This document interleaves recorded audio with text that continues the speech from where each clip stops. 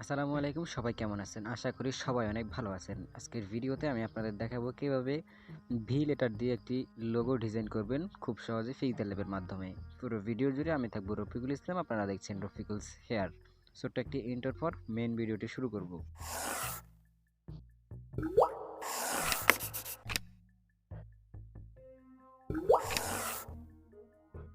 বরাবরের মতো pixel lab অ্যাপটিকে open করে টেক্সটটিকে ডিলিট করে দিব। ডিলিট করে দিয়ে আমরা যে গ্রিডটা আছে দাগের মতো এগুলোকে নিয়ে 13x13 রাখছি আমি। সো আপনারাও 13x13 রাখতে পারেন। সো এরপর আমরা কি করব, এটার যে ম্যাজিক ইউআইটা আছে ওটাকে চালু করব। চালু করে একটা শেপ নিব। শেপ নিয়ে শেপটাকে আমরা যে কোনো তিনটে বা তিনের বেশি নিব। সো তিনটা পুরোপুরি নিয়েছি আর একটা হাফ নিয়েছি, অর্ধেক নিয়েছি।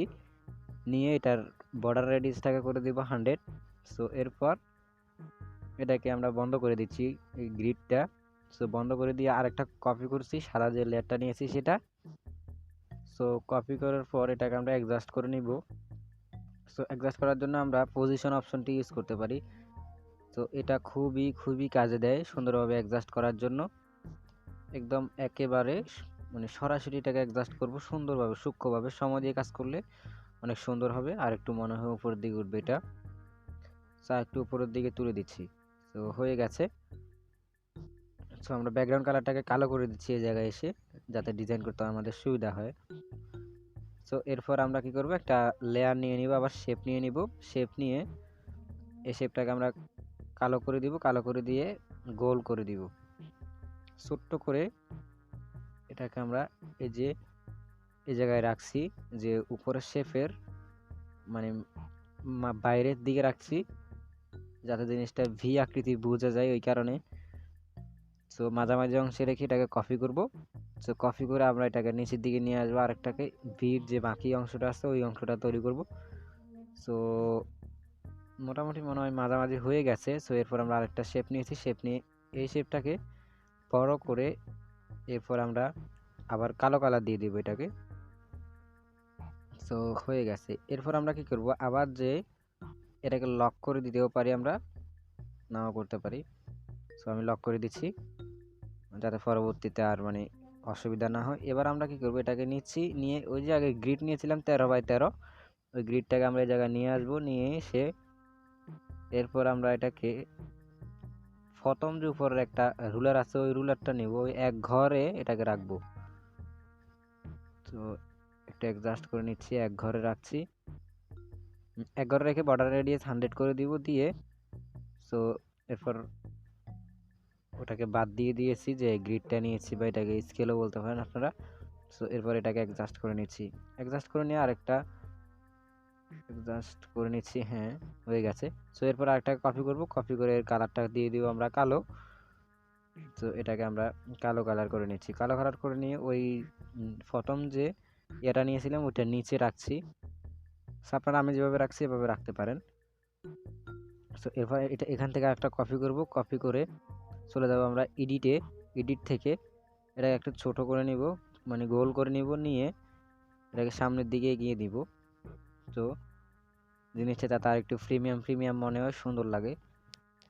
তো এই ডিজাইনগুলো মূলত করা হয় পিসিতে, আমরা এখন কম্পিউটার বাদ দিয়ে মোবাইল দিয়ে করতে পারছি।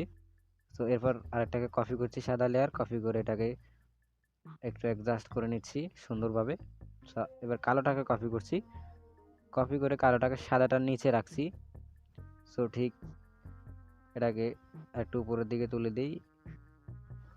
হ্যাঁ, এবার একটু ইয়ে করে নিই, অ্যাডজাস্ট করে নিই।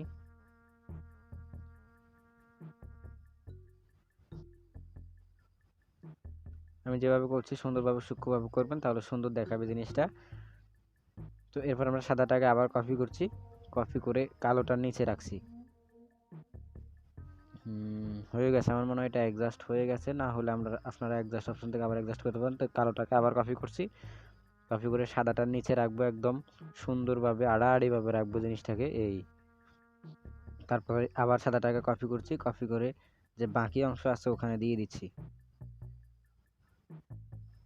সো আমার মনে হয় জিনিসটা হয়ে গেছে, না হলে আপনারা আবার অ্যাডজাস্ট করতে পারেন আমার মতো করে। এই আরেকটু উপরের দিকে যাবে মনে হয়, মোটামুটি হয়ে গেছে। সো এরপর আমরা কি করব, লেয়ার অপশন থেকে সবগুলো লেয়ারকে একসাথে করে আমরা এটাকে সিলেক্ট অবজেক্ট করে ফেলবো। সো এটাকে আমরা সিলেক্ট অবজেক্ট করে ফেলতেছি, হয়ে গেছে। সো এরপর আমরা চলে যাব কালার ইরেজে। কালার ইরেজ থেকে আমরা এই কালারটাকে আমরা ইরেজ করে দিব, সাদা না, আমরা কালো কালারটাকে ইরেজ করব, যেহেতু সাদা কালারটা আমাদের মেইন লোগো থাকছে। সো এখন আমরা চাইলে ব্যাকগ্রাউন্ড কালারটাকে চেঞ্জ করেও নিতে পারি। দেখতে পাচ্ছেন সুন্দর একটি লোগো ডিজাইন করা হয়ে গেছে। সো এটাকে আমরা সেভ করে নেব গ্যালারিতে। আজকের ভিডিও এ পর্যন্ত। ভিডিও ভালো লাগলে লাইক করতে পারেন এবং পরবর্তী ভিডিওগুলো পেতে আমাদের চ্যানেলকে সাবস্ক্রাইব করতে পারেন। পরবর্তী ভিডিওগুলো এরকমই